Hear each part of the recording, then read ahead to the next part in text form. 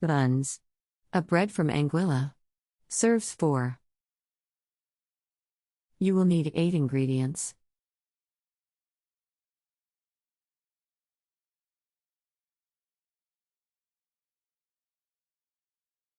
Step 1. Rub the margarine into flour which has been sieved with baking powder.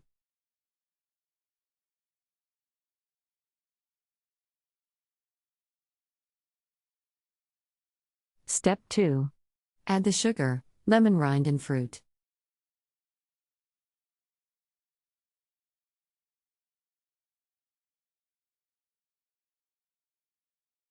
Step 3. Mix to a stiff consistency with beaten eggs and a little milk.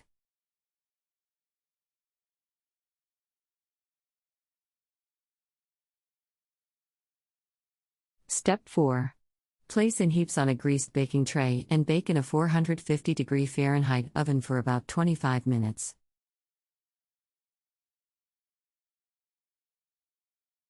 Step 5. Note: grated coconut, peel or jam may be used instead of dried fruit.